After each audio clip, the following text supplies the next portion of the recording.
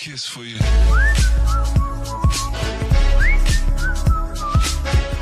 Assalamualaikum warahmatullahi wabarakatuh. Waalaikumsalam warahmatullahi wabarakatuh. Sohib Ngobras, hari ini kita kembali di acara Ngobras, ngobrol dari Sabtu. Di depan kita sudah ada narasumber yaitu Ustadz Saptadi Nur Farid, seorang intelektual muda Nahdlatul Ulama, seorang pengusaha. Kali ini kita bahas tentang hubungan kekhalifahan Turki Utsmani yang di Turki, yang menguasai sampai ke daratan Afrika dan Eropa dan kerajaan di Pulau Jawa. Nah, ini kita tanyakan kepada Ustadz Saptadi Nur Farid, bagaimana menurut Ustadz tentang yang sedang fenomenal ini Ustadz? Ya. Katanya kerajaan Jawa ini ada hubungannya dengan kekhalifahan di Turki Utsmani gitu. Ya, assalamualaikum warahmatullahi wabarakatuh. Assalamualaikum warahmatullahi wabarakatuh. Sebenarnya agak terburu-buru ya menganggap itu ada hubungan khusus dalam arti kita bagian dari kerajaan kekhalifahan Turki Utsmani. Sejarah Turki Utsmani sendiri itu bukan bangsa Arab. Jadi Turki Utsmani itu menjadi sebuah emperor, ya, emperor Islam, empire Islam itu sejarahnya tidak serta-merta muncul begitu saja. Ini ada panjang ceritanya dari Abbasiyah, Umayyah dan sebagainya. Nah, yang menarik adalah pada akhir kekhalifahan mereka justru bukan bangsa Arab, tapi namanya bangsa Seljuk. Jadi yang menguasai kekhalifahan Turki itu adalah bangsa Seljuk. Sehingga ini nanti akan jadi isu nih nanti di Arabisme, pan-Arabisme, bahwa Arab nanti dibilang begini, kamu kan yang merintah bukan bangsa Arab, kamu bangsa Seljuk, ayo pada merdeka, kan gitu kan propaganda Inggris dan Perancis itu. Nah itu jadi Turki Utsmani dengan Abbasiyah, Umayyah itu saja sudah ada sedikit potongan ya, ada potongan. Kemudian dengan Indonesia, dengan Nusantara. Nusantara sendiri, kerajaan-kerajaan di Nusantara sendiri punya sejarah panjang. Sebenarnya awalnya dari Demak. Demak sendiri muncul kan adalah problem di mana Majapahit sudah mengalami namanya senjakala. Senjakala itu mau turun.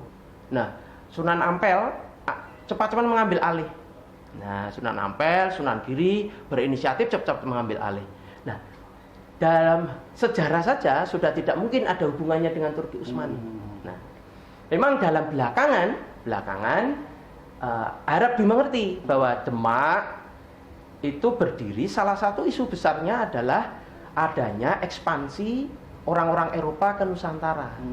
Jadi Demak itu didirikan memang pokok utama adalah untuk menghadapi serangan Portugis dan ekspansi Eropa yang waktu itu Konstantinopel jatuh.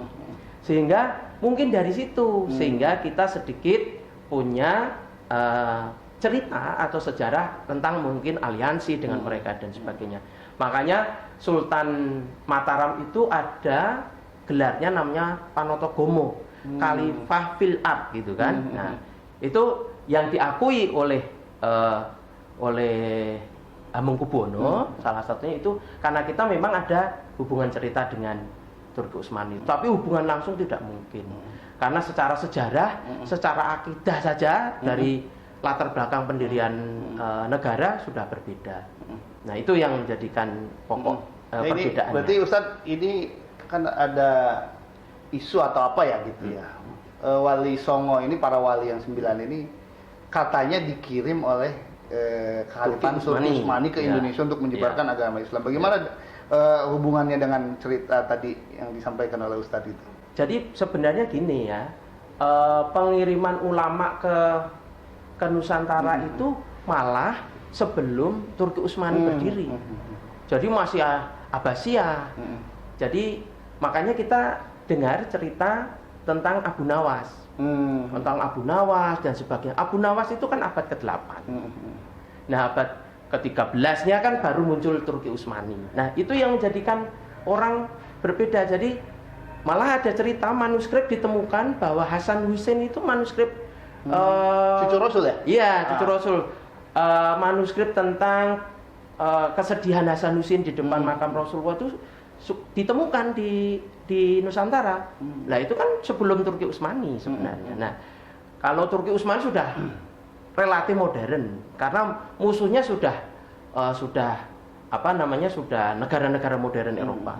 Nah, kalau Abbasiyah Umayyah itu berbeda. Itu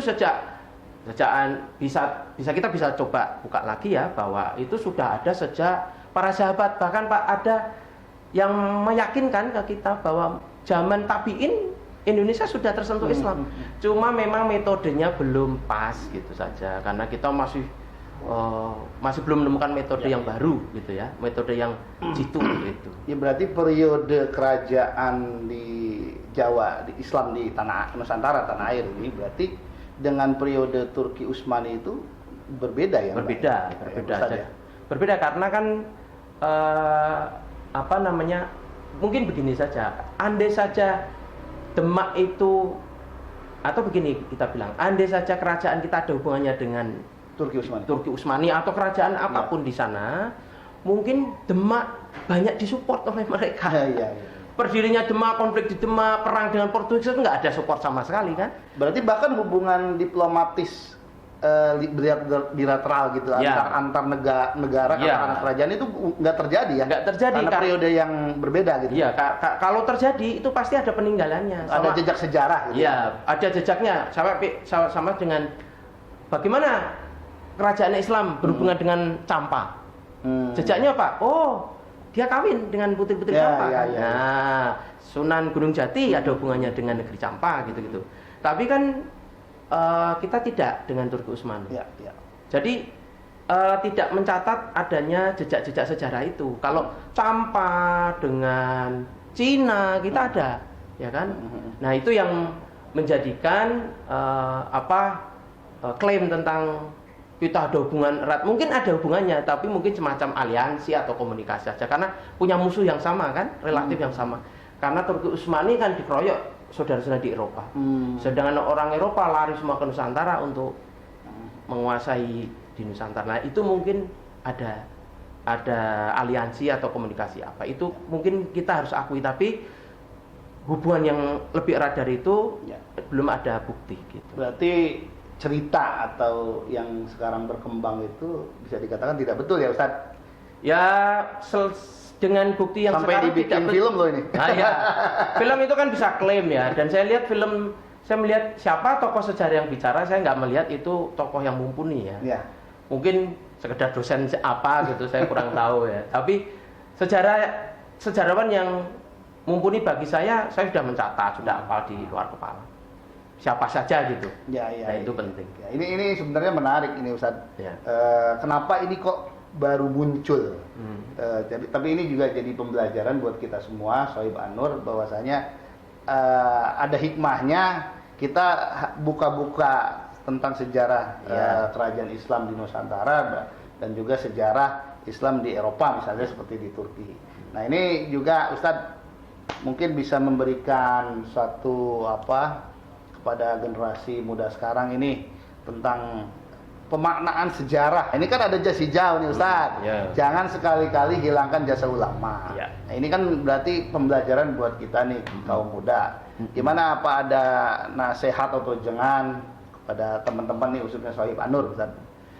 Ya, saya pikir begini ya, Sohib An-Nur harus bisa terbuka dengan realita Republik ini dulu didirikannya.